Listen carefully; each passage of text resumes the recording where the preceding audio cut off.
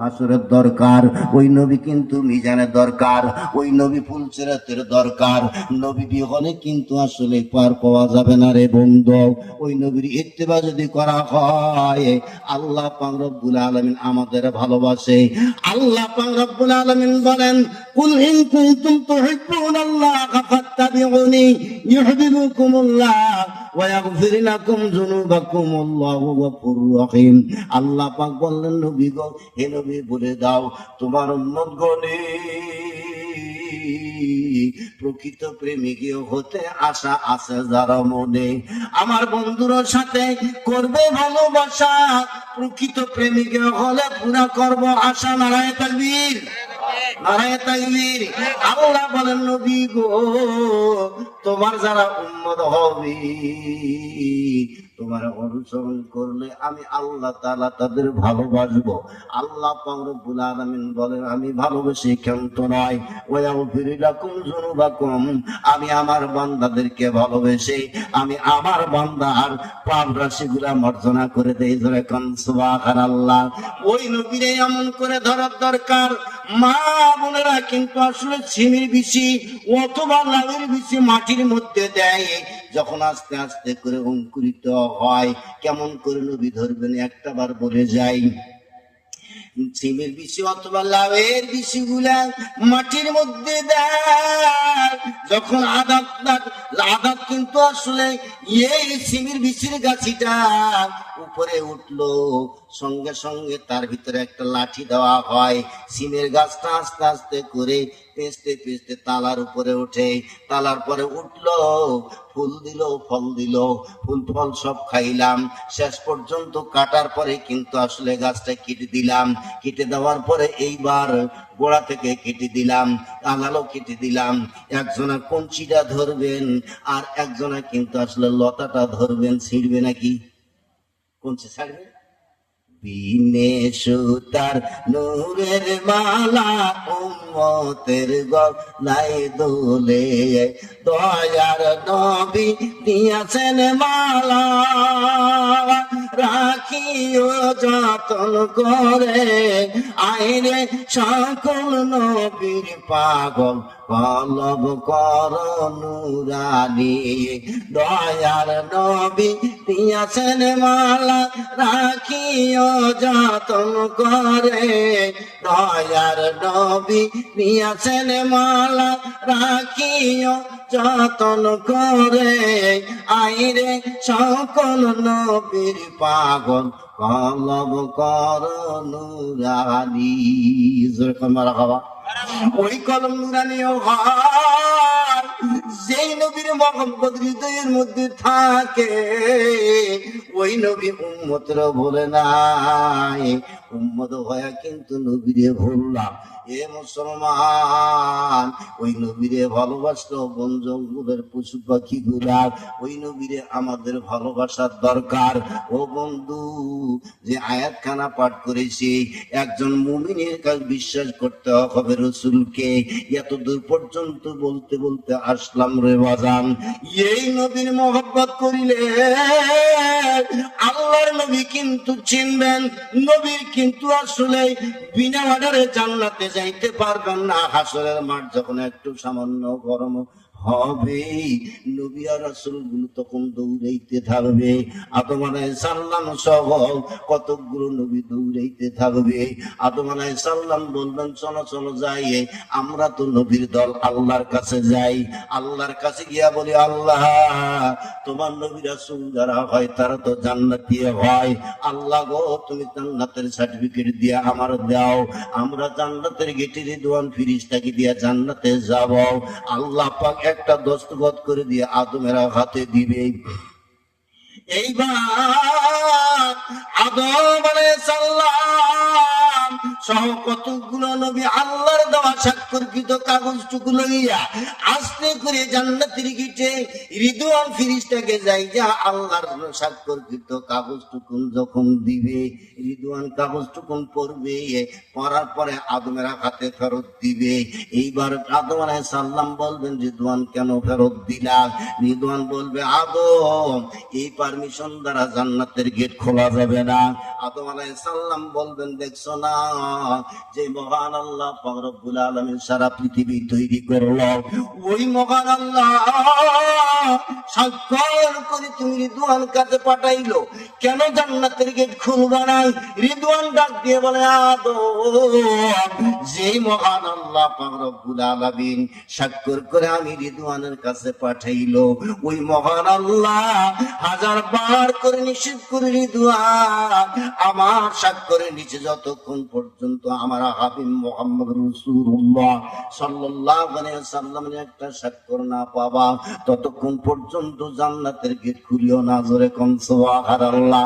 আদম আলাইহিস সালাম সহ সমস্ত নবীরা দুনিয়াতে থাকবে, এক পর্যায়ে মিজানের পাল্লার কাছে যাবে, গিয়া দেখবে না হাসান হোসেন কিন্তু দাঁড়িয়ে আছে, মিজানের পাল্লার কাছে দাঁড়িয়ে আছে।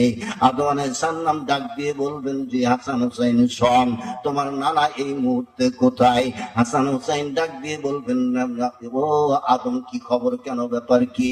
বলবেন আল্লাহ পাক রব্বুল আলামিন একটা দস্তখত দিয়েছিলেন, হাসরের ময়দানের সামান্য গরম খাওয়া সহ্য হয় না, আমরা জান্নাতি মানুষ জান্নাতে যাব, রিদওয়ান কিন্তু আসলে দরজা খোলে না। আল্লাহর স্বাক্ষরের নিচে তোমার নানার একটা স্বাক্ষর প্রয়োজন রে হাসান, বল এই মুহূর্তে তোমার নানা জান কোথায় আছে? হাসান হোসেন ডাক দিয়ে বলে, রিদওয়ান শোন, এই মুহূর্তে নানা জান কোথায় আছে আমরা জানি না, কিন্তু যেই দিন আবার নানা বিদায় হয়ে আসবেন তার আগের দিনে দুই ভাইরে ডাকলেন, বললেন আদম হোসেন হাসান হোসেন শোনো, আমি তোমাদের দুই ভাইরে একটা দায়িত্ব দিয়ে যাব, আমি তো দুনিয়ার বুকে থাকবো না, তোমাদের দুই ভাইয়ের একটা দায়িত্ব দিয়ে যাব, তোমরা শুনবা কি শুনবা না? আদম এইবার হাসান হোসেন ডাক দিয়ে বলে, না না, এমন কোন দায়িত্ব দিবেন আপনার অক্ষরে অক্ষরে পালন করব। আল্লাহর নবী ডাক দিয়ে বলে, হাসান হোসেন শুনে রাখো, যেদিন হাসরের মাঠ কায়েম হয়ে যাবে, আমার এমনি উম্মত গুলার নেকি বুদ্ধি যখন ওজন করা হবে, তোমরা আসলে আমার কারবালার ময়দানদের শহীদদের রক্ত মাখা জামা কাপড় গুলি দিয়া আমার এতিম উম্মতের নেকের পাল্লা ভারী করে দিবি। জোরে কোন সুবহানাল্লাহ। ডাক দিয়ে বলে, হাসান, আর যদি কারবালার ময়দানদার রক্ত মাখা জামা কাপড় গুলো দিয়া আমার এতিম উম্মতের নেকার পাল্লা হালকা হয়, ভারী যদি না হয়, তোমরা দুই ভাই কিন্তু আসলে আমার এতিম উম্মতের নেকের পাল্লাই চড়ে বসে থাকবি, তথাপি একটা আমার এতিম উম্মত যেন জাহান্নামী না হয়। জোরে কোন সুবহানাল্লাহ। হায়রে সুবহানাল্লাহ। ওই নবীজি উম্মতের মায়া করলেন, আমরা কিন্তু উম্মত হয়ে নবীরে চিনলাম না। নবীজির কাছে জিবরাইল আলাইহিস সালাম এমন সময় আজাজিল দরজার মধ্যে আসেন, নবীজি ডাক দিয়ে বলে, জিবরাইল আমার মন হয় মালাকুল মউত সামনে আসছে, মনে হয় আমারে নেওয়ার জন্য আসছে। জিবরাইল বললেন, নাম ইয়া রাসূলুল্লাহ, আপনারে তো নেওয়ার জন্য আসছে। আল্লাহর নবী চোখ দিয়ে পানি আসে। জিবরাইল ডাক দিয়ে বললেন, ইয়া রাসূলুল্লাহ, আপনার চোখে কেন কেন পানি, আপনার চোখ দিয়ে কেন পানি পড়ে গো নবী গো? আপনার মনে হয় হাসান হোসেনের কথা মনে পড়ে গেছে? আল্লাহর নবী ডাক দিয়ে বলে, জিবরিল হাসান হোসেনের জন্য কেন কাঁদিব? হাসান হোসেন হলো জান্নাতি যুবকদের সর্দার। করে কোন সুবহানাল্লাহ। এইবার জিবরাইল ডাক দিয়ে বলে, নবী গো তাহলে ফাতেমার কথা মনে হয়? আল্লাহর নবী বলে, জিবরিল ফাতেমার কথা কেন আমি মনে করব? কারণ হলো আমার ফাতেমা জান্নাতি মহিলাদের সর্দারিনী। জোরে কোন সুবহানাল্লাহ। জিবরাইল ডাক দিয়ে বলে, ইয়া রাসূলুল্লাহ কেন তাহলে আপনি কান্দেন? আল্লাহর নবী ডাক দিয়ে বলে, জিবরিল আমি কান্দি আমার উম্মতের মায়ায়। জোরে কোন সুবহানাল্লাহ। নবী গলার হার গো বাবা, নবী গলার হার, নবী বিনে এই জগতে কে আছে আমার, নবী গলার হার গো বাবা, নবী গলার হার, নবী বিনে এই জগতে কে আছে আমার, ইচ্ছা মুসা সব নবীরা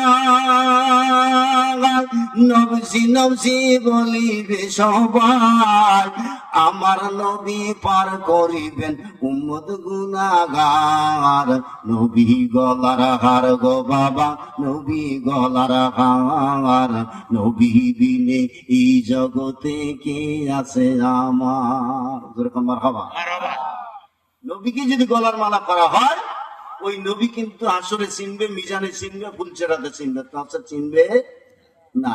ওই নবীর পাগল হওয়ার দরকার আছে, দরকার আছে। সবাই মিলে একবার তাকবীর, নারায়ে তাকবীর, নারায়ে তাকবীর। ওই নবীর যদি আসলে মহব্বত করতে হয়, নবীর অনুসরণ করতে হয়, তাহলে সুন্নত আদায় করা লাগবে। রাজি আছেন না নাই? আল্লাহ নবী বলেন, মান আহাব্বা সুন্নতি ফাকাদ আহাব্বানি ওয়া মান আহাব্বানি কানা মাই ফিল জান্নাহ। রাসূল বলেন, যে আমি নবীকে মহব্বত করলো সে আমি নবীকে মহব্বত করলো, আর যে আমি নবীকে মহব্বত করলো সে আমার সঙ্গে পাশাপাশি জান্নাতে থাকবে। যেরকম সুবহানাল্লাহ। নবীর সঙ্গে জান্নাতে থাকার দরকার আছে, আছে। তাকবীর দেন, নারায়ে তাকবীর, নারায়ে তাকবীর। শেষ করে দেয় নাকি? আজকে তো প্রথম দিন, আজকে তো প্রথম দিন। একটু জিকির করেন, আল্লাহ আল্লাহ আল্লাহু লা ইলাহা ইল্লাহু, আল্লাহ আল্লাহ আল্লাহু লা ইলাহা ইল্লাল্লাহু মুহাম্মাদুর রাসূলুল্লাহ সাল্লাল্লাহু আলাইহি ওয়াসাল্লাম। ইয়া মুসলমান, ওই নবীরে যদি চিনা যায়, নবী কিন্তু আসলে আমাদের হাসরের দরকার, মিজানের দরকার, ফুলসিরাতের দরকার। ওই নবীকে মহব্বত করার দরকার। হাইরে সুবহানাল্লাহ। হযরত হুযায়ফা রাদিয়াল্লাহু তাআলা আনহুর বিবাহ সংঘটিত হলো। এমন আল্লাহর নবী সাল্লাল্লাহু আলাইহি ওয়াসাল্লাম এমন সময় একটা চিঠি পাঠিয়ে দিলেন। হযরত হুযায়ফাকে ডাক দিয়ে বললেন, হুযায়ফা রে, আগামীকাল হুনাইনের যুদ্ধ সংঘটিত হবে রে হুযায়ফা। তিনজন, ওই যুদ্ধের তিনজন সেনাপতি বানাইছি, যার মধ্যে তোমাকে 1 নম্বর সেনাপতি বানাইছি। হুযায়ফার হাতে কিন্তু চিঠিখানা পৌঁছে গেল। এমন অবস্থায় বিবাহ ময়দানে মিষ্টি বিতরণ চলতেছে। এমন কি আসলে এমন সময় কিন্তু আসলে একজন কাছের চিঠিখানা লইয়া হুযায়ফার হাতে দেয়। হুযায়ফা চিঠিখানা দেখে পড়লেন, মিনাল মাদিনাতুল মুনাওয়ারা আনা মুহাম্মদুর রাসূলুল্লাহ সাল্লাল্লাহু আলাইহি ওয়াসাল্লাম। হুনাইনের যুদ্ধ সংঘটিত হবে। নবীজি চিঠিখানা লেখা হুযায়ফার হাতে দেয়। হুযায়ফা নবীজির নাম মোবারক শোনার পরে সঙ্গে সঙ্গে চুমা খাইলেন। যেরকম সুবহানাল্লাহ। চিঠিখানা পড়লেন, পকেটে চিঠিখানা রাখলেন। চিঠিখানা রাখার পরে ঘোড়ার পরে সওয়ার হইলেন। মজলিসের লোক ডাক দিয়ে বলে, হুযায়ফা, এই মুহূর্তে তুমি কোথায় যাবা? হযরত হুযায়ফা রাদিয়াল্লাহু তাআলা আনহু ডাক দিয়ে বলেন, লোকেরা শোনো, যে নবী আমারে ডাকছে, আগামীকাল ফজরের পরে হুনাইনের যুদ্ধে যেতে হবে। আল্লাহর নবী 3 জন সেনাপতি বানাইছে। 3 জন সেনাপতির মধ্যে আমারে প্রথম সেনাপতি বানাইছে। জোরে কোন সুবহানাল্লাহ। ভোলে মারতে দে।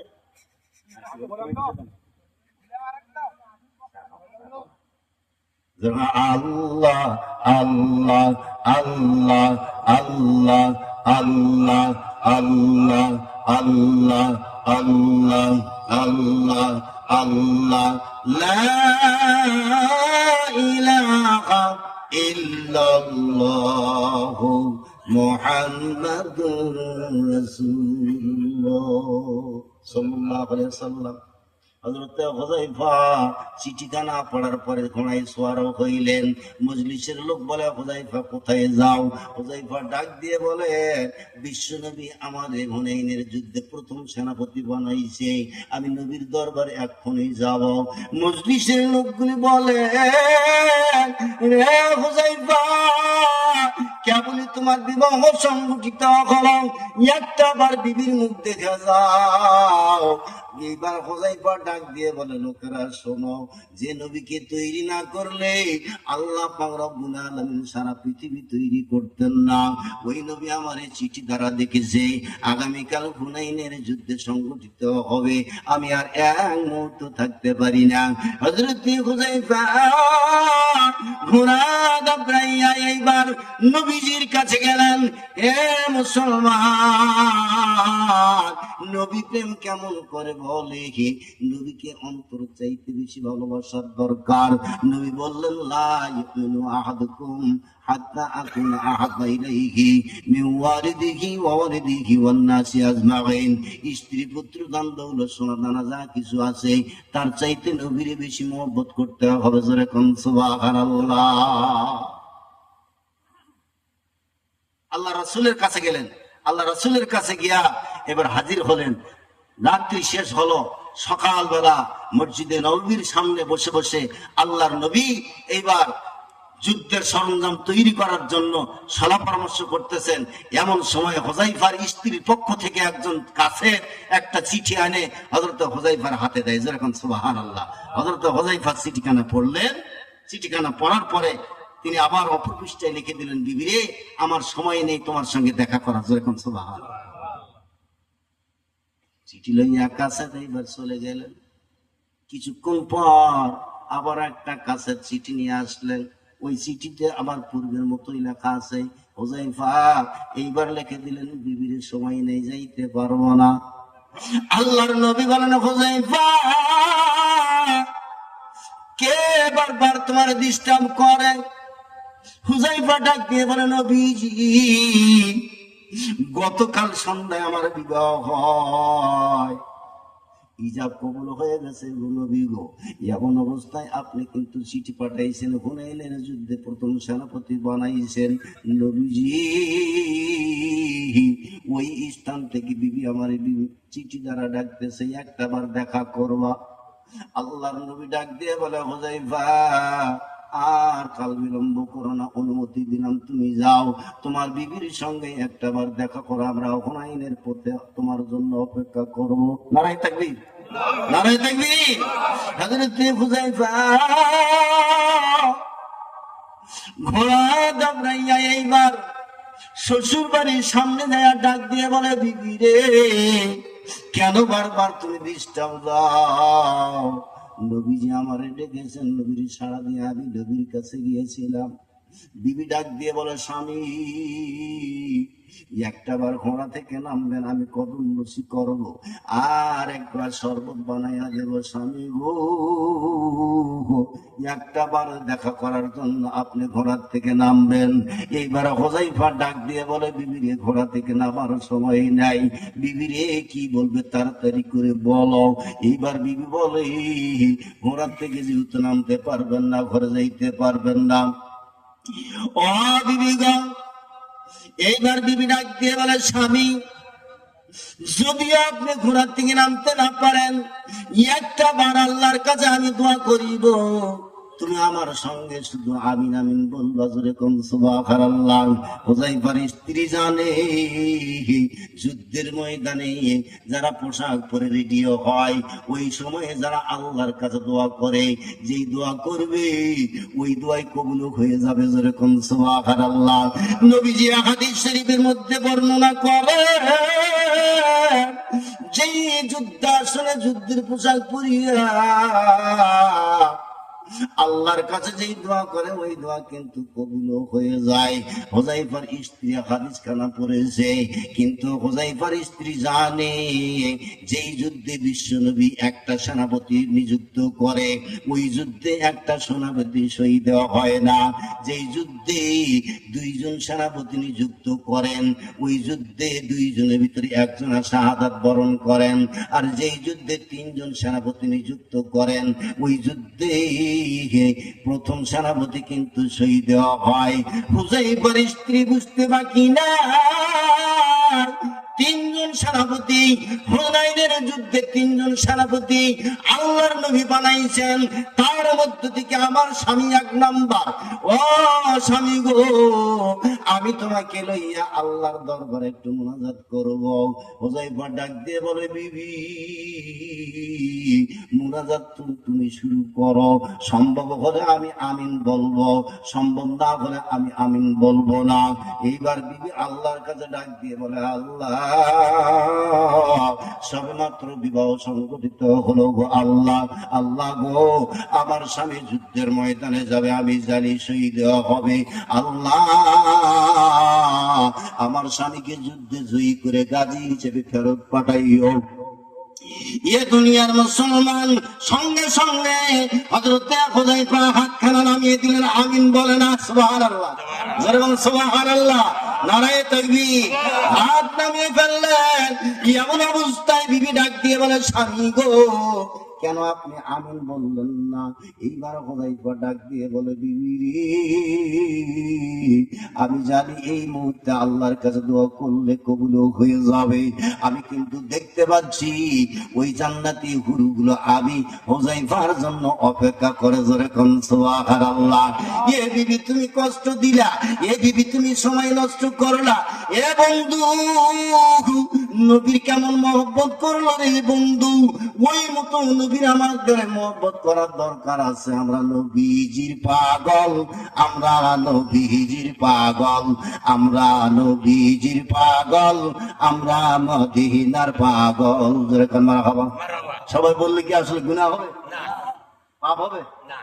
নবীর প্রেমের গান গাইতে ভালো লাগে না? সবাই বলি না, আমরা নবীজির পাগল, আমরা মদিনার পাগল, আমরা নবীজির পাগল, আমরা মদিনার পাগল। আহা ওই মদিনার ধুলবালি মর, ওই মদিনার ধুলবালি মর, ওই মদিনার ধুলবালি মর নয়নের কাজল। আমরা নবীজির পাগল, আমরা মদিনার পাগল, আমরা নবীজির পাগল, আমরা মদিনার পাগল। আইরে শুনিলে মদিনার কথা ভুলতে পারি সকল ব্যথা, মনিলে মদিনার কথা ভুলতে পারি সকল ব্যথা, মনের ভিতর ভেসে ওঠে মহানন্দের ঢল। আমরা মদিনার পাগল, আমরা নবীর পাগল, আমরা মদিনার পাগল, আমরা নবীজির পাগল, আমরা নবীজির পাগল, আমরা মদিনার পাগল। জোরে কোন মারা খাওয়া, আরো জোরে কোন মারা খাওয়া। এ দুনিয়ার মুসলমান ওই নবী ও দিনের জন্য কষ্ট করছেন, উম্মতের জন্য কষ্ট করলেন। আমরা বাবা নবীরে চিনলাম না, ওই নবীরে চিনলে কিন্তু আসলে ভালো হয়। ওই নবী কবরের দরকার, ওই নবী হাসরের দরকার, ওই নবী মিজানের দরকার হয়। জোরে কোন মারহাবা। প্রথম আয়াতে কারিমা তেলাওয়াত করেছি, যার দিলে ঈমান আছে ওর দিলে কিন্তু ঈমান, ওর দিলে কিন্তু নবীর মহব্বত থাকা লাগবে। বন্ধুরে আগে হলো ঈমান, তারপরে হলো আমল। আগে হলো ঈমান, তারপরে হলো আমল। আগে ঈমান আনবেন, আসলে তারপরে ইবাদত করবেন। মা বোনদের কিন্তু আসলে ঈমান আনার দরকার আছে না নাই? মা বোনদেরকেও কিন্তু ঈমান আনার দরকার আছে।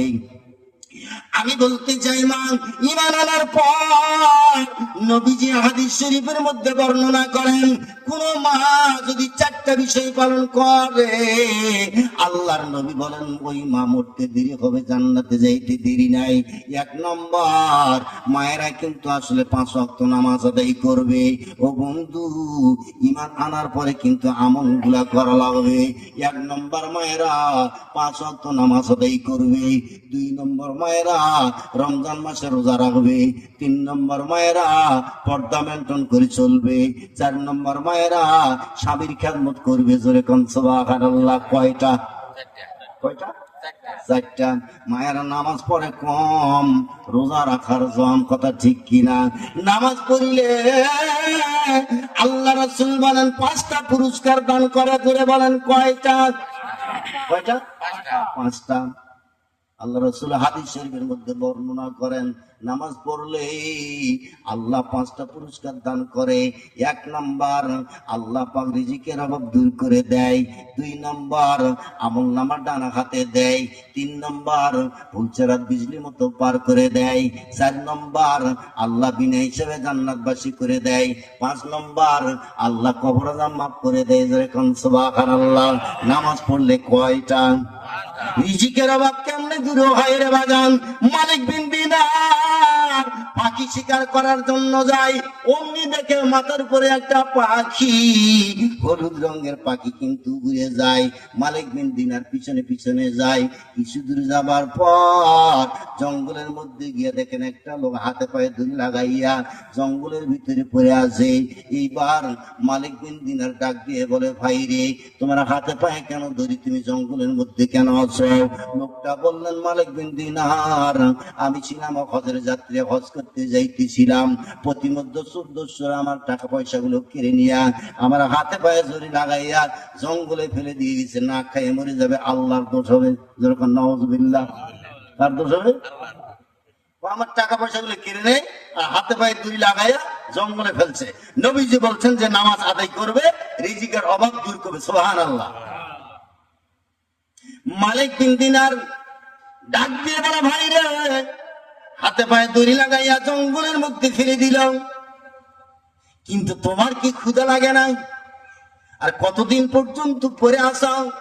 লোকটা বলেন, মালিক বিন দিনার, আরে 1 দিন নয়, 2 দিন নয়, 14 দিন পরে আসি। জোরে বলেন কয় দিন? আরো জোরে। 14 দিন পরে আসি। মালিক বিন দিনার ডাক দিয়ে বলে, ভাই রে, 1 দিন নয়, 2 দিন নয়, 14 দিন পরে আসো, তোমার কি ক্ষুধা লাগে না?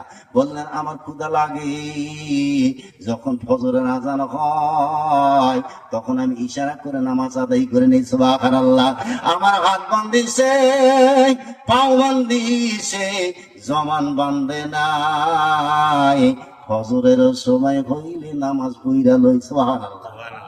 ডাক দিয়ে বলে, মালিক বিন দিনার, হাত বান্ধা আছে, পা বান্ধা আছে, জবান কিন্তু বান্ধা নাই। এক পর্যায়ে যখন ফজরে মুয়াজ্জিন আল্লাহু আকবার আল্লাহু আকবার বলে ডাক দেয়, সঙ্গে সঙ্গে আমি ইশারা করে নামাজ আদায় করি। আর একটা হলুদ রঙের পাখি মুখের মধ্যে একটা রুটি লইয়া আমার কপালের উপরে পরে আর সিনে আমার মুখে দেয়। নারায়ে তাকবীর, নারায়ে তাকবীর। এ মালিক বিন দিনার, হলুদ রঙের পাখিটা একটা রুটি লইয়া আমার কপালের উপরে পড়ে আর সিনে আমার মুখে দেয়। জোরে কোন সুবহানাল্লাহ। রাসূল বলছেন, 5 ওয়াক্ত নামাজ যদি আদায় করা হয়, আল্লাহ পাক রিজিকের অভাব দূর করে দেয়। আল্লাহ পাকের হাবিব বলেন, আমলনামা ডান হাতে দেয়। আমলনামা ডান হাতে দিলে লাভ না লস? ডান হাতে পাইলে, ডান হাতে আমলনামা পাওয়া জান্নাতে চলে যাবে। বাম হাতে আমলনামা পাইলে জাহান্নামে যাবে। জান্নাতীরা যখন যাবে, আমল যেহেতু করেছে, নামাজ আদায় করেছে রে বন্ধু, আমলনামা ডান হাতে পাইছে। রাসূল বলছেন 5 ওয়াক্ত নামাজ আদায় করলে 5টা পুরস্কার। তার ভিতরে একটা পুরস্কার বললাম, রিজিকের অভাব দূর করে দেয়। 2 নম্বর, আমলনামা ডান হাতে দেয়। আমলনামা ডান হাতে দিলে জান্নাত হয়, আমলনামা বাম হাতে হলে জান্নাত জাহান্নামে যায়। জান্নাতি যাইয়া আল্লাহর বান্দা আল্লাহ আল্লাহকে বলবে, আল্লাহ তোমার এই জান্নাত আমার একা একা ভালো লাগে না। আল্লাহ পাক রব্বুল আলামিন ডাক দিয়ে বলবেন, বান্দা কেন তোমারে ভালো লাগে না? আল্লাহ পাক দরবারে আল্লাহর বান্দা জান্নাতীরা ডাক দিয়ে বলবেন, আল্লাহ যেই জান্নাতে আল্লাহ তুমি নেই, আল্লাহ যেই জান্নাতে তুমি নেই ওই জান্নাত আমাদের দরকার নাই। জোরে কোন সুবহানাল্লাহ। আল্লাহ পাক রব্বুল আলামিন ফেরেশতাকে ডাক দিয়ে বলবেন, ফেরেশতারা রে ফেরেশতারা, জান্নাতের গেটের আসলে মাঝির নামে একটা মাঠ থাকবে। জান্নাতের একটা গেটে মেন গেটের সামনে মাঝির নামে মাঠ থাকবে। এই মাঠের ফেরেশতারা একটা আসলে তাফসীর মাহফিল শুরু করো, একটা স্টেজ তৈরি করো। আমার বান্দাদের একা একা ভালো লাগে না, আমি আল্লাহ পাক রব্বুল আলামিন তাদের সঙ্গে দেখা করবো। জোরে কোন সুবহানাল্লাহ। নামাজ পড়লে আমলনামা, নামাজ পড়লে আমলনামা ডান হাতে। নামাজ পড়ো ও মুমিন ভাই দিল ইকিন করে, ইকিন দিলে পড়লে নামাজ রিজকের অভাব যাইবে চলে। নামাজ পড়ো ও মুমিন ভাই দিল ইকিন করে। বেনামাজি লোক যারা দোজখ তার ঠিকানা হবে রে। হাইরে কবরেতে সাজা দিবে, কবরেতে সাজা দিবে, দিবে আগুনের বিছানা রে। নামাজ পড়ো ও মুমিন ভাই দিল ইকিন করে। জোরে কোন মারহাবা, আর জোরে মারহাবা। তাহলে নামাজ পড়লে আমলনামা ডান হাতে দেয়। ডান হাতে নেওয়ার দরকার আছে? আমরা নামাজ পড়ি, পড়ি তো। খালি নামাজ পড়তে যাই শুক্রবারে, শুক্রবারে নামাজ পড়ি, সারা সপ্তাহে নামাজ নেই। সারা সপ্তাহ নামাজ যদি পড়ি, শুক্রবারে নামাজ পড়তে গেলে আল্লাহ বোনাস দেয়। সুবহানাল্লাহ। সারা বছর যদি চাকরি করে ব্যাংকে যায় বোনাস পায়। সারা সপ্তাহ নামাজ পড়লে শুক্রবারে গেলে আল্লাহ বোনাস দেয়। তা আমরা সারা সপ্তাহ নামাজ নেই, শুক্রবারে যায় আল্লাহর কাছে যদি বোনাস চাই, দিবে? দিবে? দিবে না। আরেকটা বাস্তব কথা বলি, বাজারে গিয়ে দেখবেন একজনা মানুষ বসে আছে 1 কেজি একটা মাছ নিয়ে, আর তার সাথে একটা 250 গ্রামের মাছ। বললেন আপনি কত মাছটা কেজি নেবেন? বললো 200 টাকা কেজি। বললেন হুজুর এই বড় মাছটা যদি নেন তাহলে ছোট মাছটা ফ্রি। আমার মতন বলবেন, আমার তো 3 জনা, আমার একটা বেটা, আমার স্ত্রী আর আমি। 250 গ্রামটা 3টে ভাগ করলে হবে। মাছানা যদি কোন ভাই বড়টা নেই মনে পাওয়াটা দাও, দিবে? দিবে? কখনো বড়টা নিলে সারা সপ্তাহ নামাজ না, শুক্রবারে গিয়ে আল্লাহ বোনাস দিবে না। এ মুসলমান, সারা সপ্তাহ নামাজ পড়বেন, শুক্রবারে যাবেন আল্লাহ তাআলা বোনাস দিবে। বন্ধুরে, জান্নাতি মানুষগুলো যখন আল্লাহর দরবারে বলবেন, আল্লাহ আল্লাহ তোমার জান্নাত পায় কিন্তু আমরা খুশি নয়, আল্লাহ পাক তখন ডাক দিয়ে ফেরেশতাকে বলবেন, আমার জান্নাতের গেটে মাজিদ নামক একটা মাঠ আছে, এই মাজিদ নামক একটা তাফসীর মাহফিল শুরু করো। জান্নাতের গেটের সামনে তোমরা এমনি করে তৈরি করবা।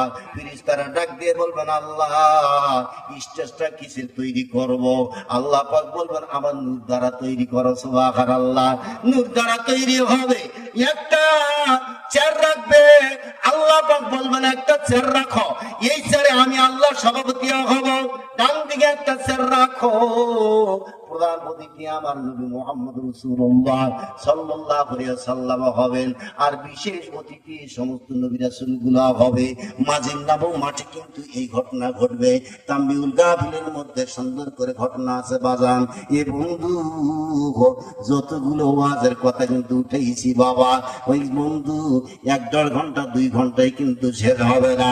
এ দুনিয়ার মুসলমান মাঝির নামক মাঠে আল্লাহ পাক সভাপতি হবে, নামাজ পড়ার পরে ডান হাতে আমলনামা পাইয়া এরা কিন্তু আল্লাহর কাছে আরাধনা করার পরে ইষ্টের পাবে।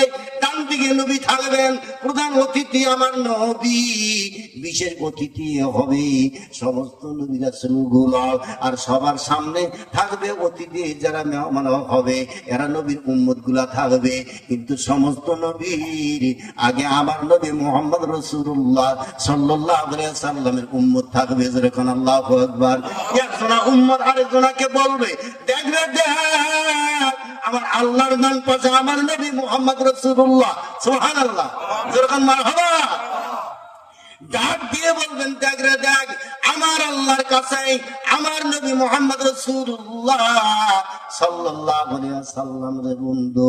মাহফিল শুরু হবে, দাউদ আলাইহিস সালাম সূরা মুজাম্মিল তেলাওয়াত করবে। সূরা মুজাম্মিল যখন তেলাওয়াত করবে, দাউদ নবীর কণ্ঠ কিন্তু আসলে সুন্দর ছিল বাজান।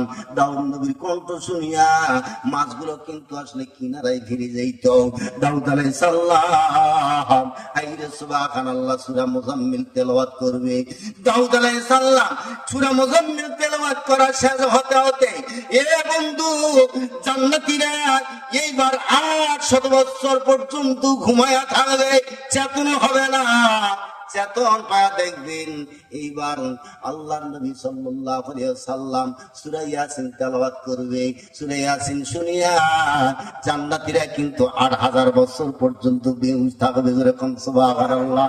এ মুসলমান, এইবার 8000 বছর পরে জান্নাতীরা যখন হুঁশ ফিরে পাবে, আল্লাহ পাক রব্বুল আলামিন সূরা রহমান তেলাওয়াত করবে।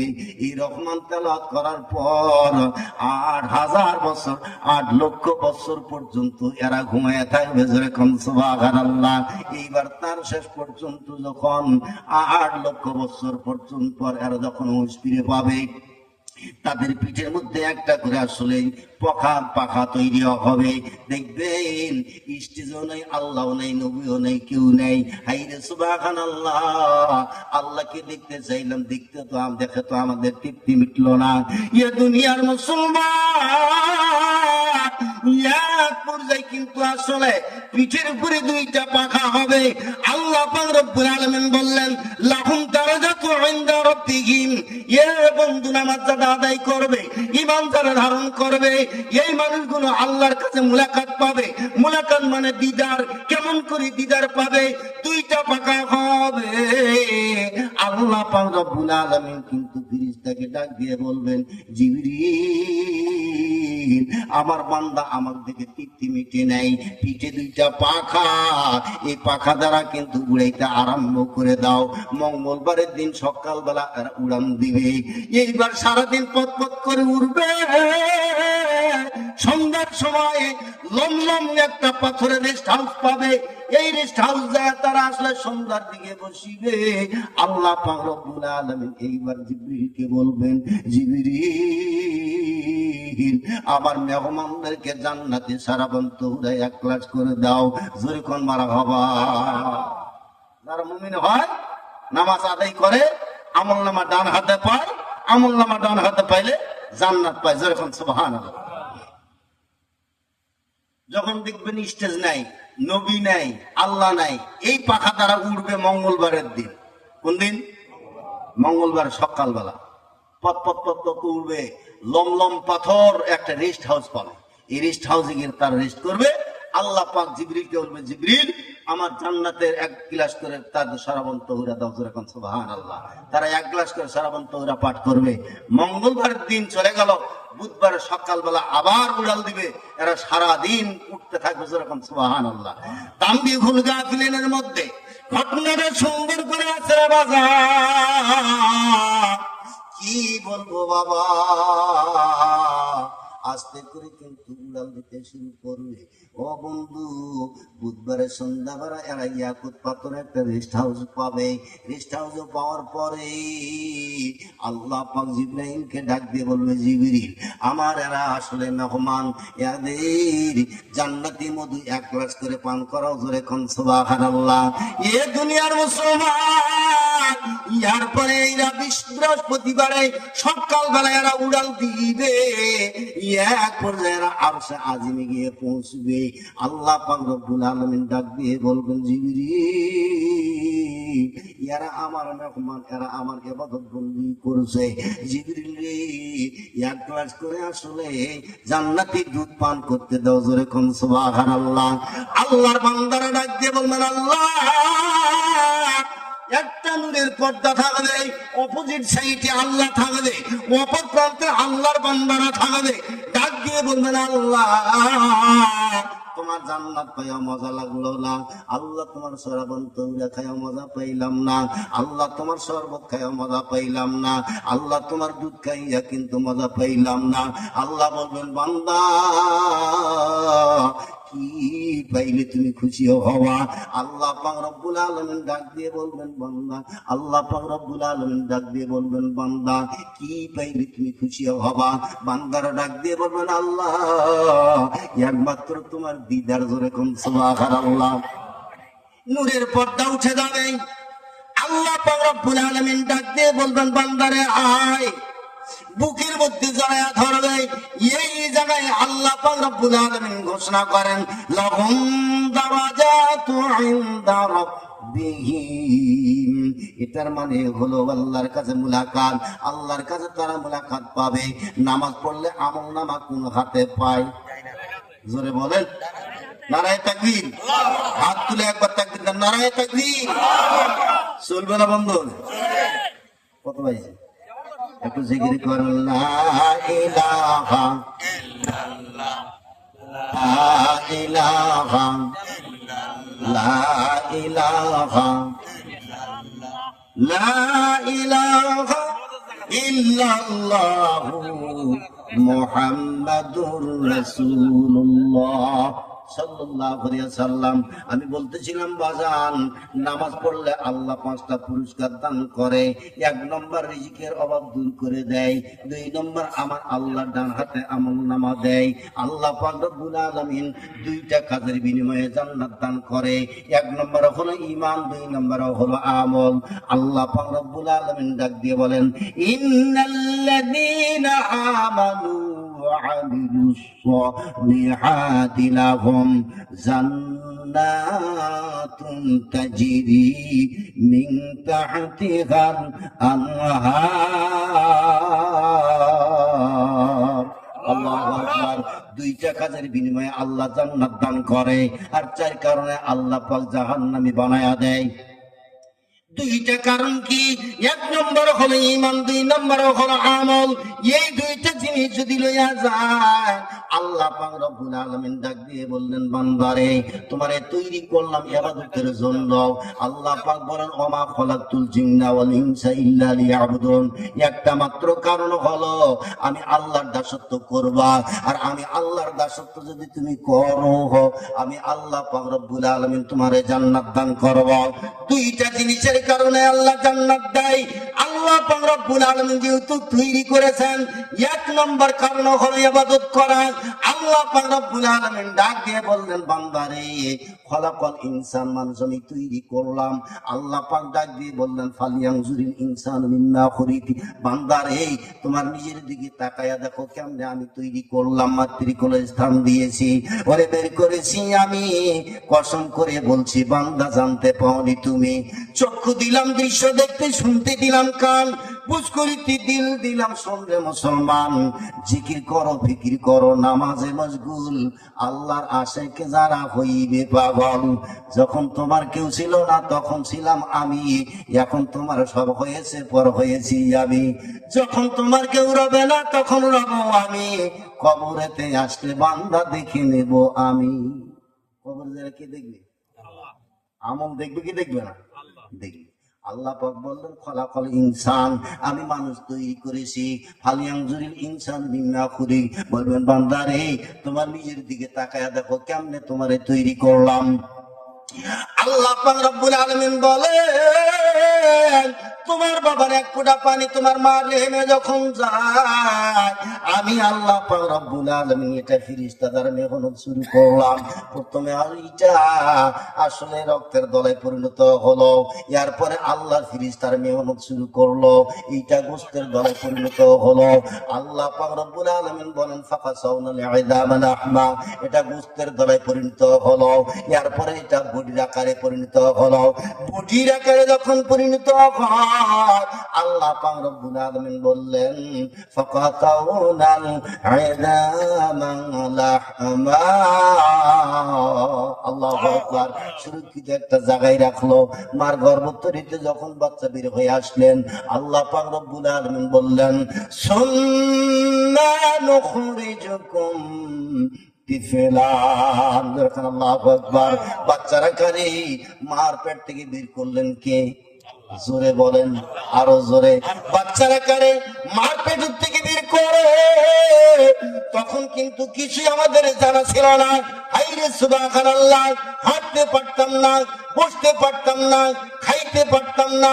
আল্লাহ পাক বলেন আল্লাহু আখরাজাকুম মিন বুতুনি উম্মাহাতিকুম লা তা'লামুনা শাইআ।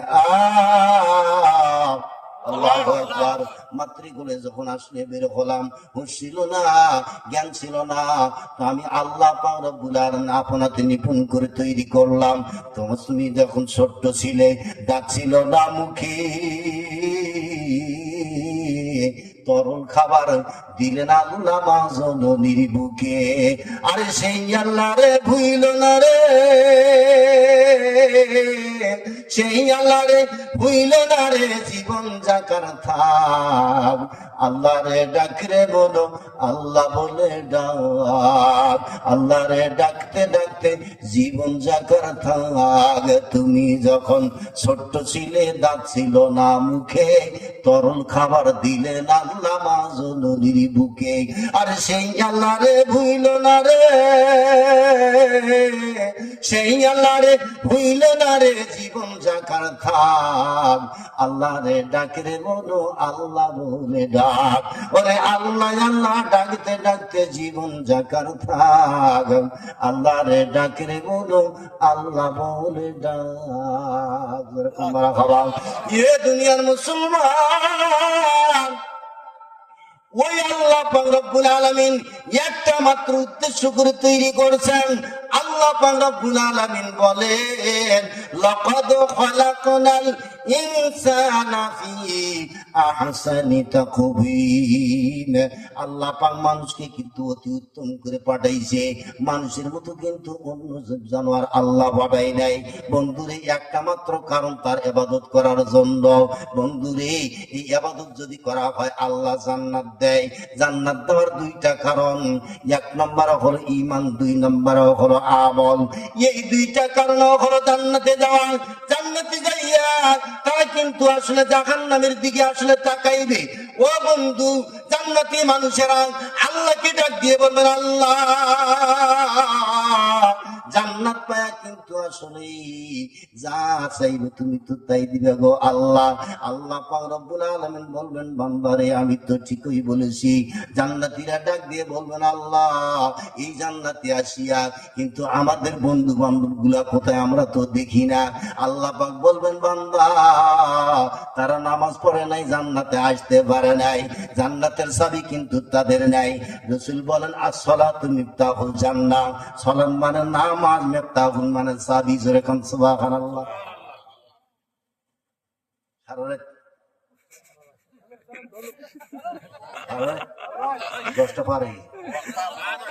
আপনাদের দোয়ায় আমি অদম কথা বলি। এত বড় প্যান্ডেলও প্রধান বক্তায় ওয়াজ করে আসছি। এটা গৌরবের কথা বলতেছি না। কার দোয়ায়? আপনাদের দোয়ায়। আপনারা অনেক দোয়া করছেন, আমার শরীরের জন্য দোয়া করছেন, আল্লাহ দোয়া কবুল করছেন। বলাই কে? বলাই কে? আল্লাহ বলাই। অনেক অনেক জায়গায় আপনারাও দেখছেন যে আমাদের এনামুল প্রধান বক্তা হিসেবেও যায়, যায় কি যায় না? যায় না? যায়। এই কয়েকটা মানুষ, অনেক মানুষ হয়। কার দোয়া? আল্লাহ। আল্লাহ পাক রব্বুল আলামিন হাইরে সুবহানাল্লাহ দুইটা কাজের বিনিময়ে জান্নাত দেয়। ও বন্ধু, 10 পৃথিবীর সমান একটা জান্নাত। আল্লাহর বান্দা লাফাইতে থাকবে, আল্লাহ বলবেন বান্দা কেন লাফাও? বলেন আল্লাহ 10 পৃথিবীর সমান একটা জান্নাত দিছে, আনন্দ কত? আল্লাহ বলবেন লাফাইস না, তোর জন্য আরো 72টা স্ত্রী আছে। সুবহানাল্লাহ। একটা স্ত্রীর দিকে তাকাইলে 40 বছর পর্যন্ত যায়। কটা হু? 72টা। একটা ঘুরের দিকে তাকাইলে 40 বছর পর্যন্ত পার হয়, আরো আছে 71টা। আল্লাহর বান্দা লাফাইতে থাকবে, এক পর্যায়ে আল্লাহকে বলবেন আল্লাহ আমার বন্ধু বান্ধব গুলা কই? আল্লাহ বলবেন বান্দা তুমি নামাজ পড়ছো, জান্নাতে আসছো, তোমার বন্ধু বান্ধব নামাজ পড়ে নাই, জান্নাতে আসতে পারে নাই। কারণ আমার নবী বলছেন আসসালাতু মিফতাহুল জান্নাহ, সালাত মানে নামাজ, মিফতাহুল মানে চাবি। ও বন্ধু, সাপাহারে একটা বাসা আছে, যেমন ধরে নেন কথা আপনারও কারো হয়তো বাসা আছে, পদলপাড়াও বাসা আছে। পদলপাড়া থেকে গেলেন, ওই বাসার মধ্যে গেলেন, কিন্তু দেখলেন বাজান চাবিটা ছেড়ে গেছেন, পদলপাড়া তালা খোলা যাবে? যাবে? যাবে না। বন্ধুরে, আল্লাহ পাকের হাবিব বলেন আসসালাতু মিফতাহুল জান্নাহ, সালাত মানে নামাজ, আর মিফতাহুল মানে চাবি। নামাজ পড়লে চাবি পাবেন, নামাজ না পড়লে চাবি পাবেন না। অন্যান্য কাজের জন্য আপনি জান্নাত পাইছেন, কিন্তু চাবি পাবেন না। এই রিদওয়ান ডাক দিয়ে বলবেন দেখি তোমার চাবি? ওই চাবি তো আমার কাছে নাই। বললেন তুমি কি দুনিয়ার বুকে নামাজ পড়ছো? বললো না আমি নামাজ পড়ি নাই। নামাজ না পড়লে চাবি তো দুনিয়ার বুকে রেখে আসছেন। এ মুসলমান, নামাজ পড়লে আল্লাহ পাক জান্নাতের চাবি দেয়। রাসূল বলছেন আসসালাতু মিফতাহুল জান্নাহ, মিফতাহুল জান্নাহ, নামাজ পড়লে আসলে জান্নাতের চাবি পাওয়া যায়। আল্লাহর বান্দার জান্নাতি থেকে ডেকে বলবেন আল্লাহ আমার বান্দারা কোথায়? বন্ধুরে, 2টা কারণে আল্লাহ জান্নাতবাসী করে, 4 কারণে আল্লাহ জাহান্নামে বানায়া দেয়। আল্লাহ পাক রব্বুল আলামিন জান্নাতীদেরকে জাহান্নামের দৃশ্য দেখাবে। সুবহানাল্লাহ। জান্নাতীরা জান্নাতে থাকবে, জাহান্নামীরা জাহান্নামে থাকবে। জান্নাতীরা জান্নাতের তাকাইবে। এইবার ডাক দিয়ে বলুন ভাই মা সালাকাকুম ফি সাকার। জাহান্নামের নাম একটা হলো সাকার, জাহান্নামের নাম হলো একটা সাকার। এই বন্ধু ডাক দিয়ে বলবেন বন্ধু রে, এই সাকার নামক জাহান্নামে তুমি কেন? লোকটা বলবে আমরা দুনিয়ার বুকে নামাজ পড়তাম না। ক্বালু লাম নাকু মিনাল মুসাল্লিন। দুনিয়ার বুকে একসঙ্গে হাট করতাম, বাজার করতাম, খাওয়া দাওয়া করতাম, চলাফেরা করতাম, তোমরা নামাজ পড়তে, আমি কিন্তু নামাজ আদায় করতাম না। এই জন্য আল্লাহ পাক জাহান্নামে বানাইয়া দিয়েছে। বন্ধুরে, তারা তখন বলবে ক্বালু লাম নাকু মিনাল মুসাল্লিন, তোমরা নামাজি ছিলা, আমরা কিন্তু নামাজি ছিলাম না। 2 নম্বর আল্লাহ পাক রব্বুল আলামিন বলেন ক্বালু লাম নাকু মিনাল মুসাল্লিন ওয়া লাম নাকু নুতিউল মিসকিন। বললেন বান্দারে, ও জান্নাতীরা তোমরা এতিমদের খাদ্য দান করতাম, আমরা এতিমদের খাদ্য দান করতাম না। ওয়া কুননা নাখুদু মাল খায়দিন। 3 নম্বর বেহুদা কথাবার্তা বলতাম, অযথা কথাবার্তা বলতাম। হাইরে সুবহানাল্লাহ, অযথা কথাবার্তা যদি বলা হয় আল্লাহ পাক জাহান্নামে করে দেয়। এ মুসলমান, ক্বালু লাম নাকু মিনাল মুসাল্লিন ওয়া লাম নাকু নুতিউল মিসকিন ওয়া কুননা নাখুদু মাল খায়দিন ওয়া কুননা নুকাযযিবু বিয়াউমিদ্দিন। আর কিয়ামত যে হবে এটা আমরা বিশ্বাস করতাম না। জাহান্নামে যাই এই 4টা কারণ বর্ণনা করলাম বাজান রে। মা বোনদেরকে বলতে চাই মা, 1 নম্বরে নামাজ আদায় করবেন, নামাজ আদায় করলে আল্লাহ জান্নাতবাসী করে। মায়েদের 4টা কাজ করলে আল্লাহ জান্নাতবাসী করে। 1 নম্বর নামাজ আদায় করবে, 2 নম্বর রমজান মাসে রোজা রাখবে, 3 নম্বর এরা কিন্তু পর্দা মেনটেন করে চলবে, 4 নম্বর এরা কিন্তু স্বামীর খেদমত করবে। 1 নম্বরে নামাজ পড়ে কম, পড়ে কিনা? একবার যদি বাচ্চা হয়, ওই বাচ্চার হুদ্দুনা দিয়ে 6 বছর নামাজ পড়ে না। আছে না? নামাজ পড়বে ওর মতো ফাঁকি দিয়া থাকবি কতদিন। মনে কি পারে না তোমার মহাজনের আছে ঋণ, মতে ফাঁকি দিয়া থাকবি কতদিন। বুঝছি আজকে শেষ করে এই 10টা 20 বেজে গেছে, 10টা বেজে গেছে। মতে ফাঁকি দিয়া থাকবি কতদিন, হায়রে মনে কি পারে না তোমার মহাজনের আছে ঋণ, মতে ফাঁকি দিয়া থাকবি কতদিন। নিয়ে এলে 16 আনা, ব্যবসা তুমি করলে দুনা, তহবিল খাইয়া করলে গোড়া, হিসাব দিবি কি বিচারের দিন, মতে ফাঁকি দিয়া থাকবি কতদিন। হায়রে মনে কি পারে না তোমার মহাজনের আছে ঋণ, মতে ফাঁকি দিয়া থাকবি কতদিন। যেরকম বার হবা, যেরকম বার হবা। এই দুনিয়ার মায়ায় পড়ে কিন্তু আল্লাহরে ভুলে গেলেন, এই দুনিয়ার সংসার লইয়া কিন্তু আসলে দুনিয়া কইয়া ভুলে গেলেন। বন্ধুরে ওই কবরে যাইয়া কিন্তু কি উত্তর দেব আমরা? সংসার সংসার কইরা ভাবে গো, ডাকিলে না বাংলা রে, কি জানি উপায় হবে গো, ওই অন্ধকার কবরে রে, ওরে জীবন গুনাই গুনাই গেল রে। কথা ঠিক কিনা? সন্তান সন্ততি নিয়ে আল্লাহ পাক বললেন, লা তুলহিকুম আমওয়ালুকুম ওয়ালা আওলাদুকুম আন যিকরিল্লাহ। আল্লাহর ইবাদতে বাধা দেয়, 1 নম্বর হলো ধন সম্পদ, আর 2 নম্বর হলো সন্তান সন্ততি। এই 2টা জিনিসকে মানুষ কিন্তু মহব্বত করে বেশি। আল্লাহ পাক বললেন, খবরদার এই 2টা জিনিস যেন আসলে আল্লাহর ইবাদত থেকে গাফেল না করে। সংসার সংসার কইরা ভাবে গো, ওরে করলি না বন্দেগি, কিভাবে কাটা আইবি মনরে, ওই কবরের জিন্দেগি রে, ওরে জীবন গুনাই গুনাই গেল রে। বাড়ির পার্শ্বে পুকুর পারে গো, বাঁধবি বাঁশের ঘর, বাপ নাই মোর মা আও নাই রে, কে লইবা খবর রে, ওরে জীবন গুনাই গুনাই গেল রে। সংসার সংসার কইরা ভাবে গো, করলি না বন্দেগি, কিভাবে কাটা আইবি মনরে, কবরের জিন্দেগি রে, ওরে জীবন গুনাই গুনাই গেল রে। বাড়ির পার্শ্বে পুকুর পারে গো, বাড়িতে বাঁশের ঘর, ভাইও নাই মরবো হইল নাই রে, কে লইবা খবর রে,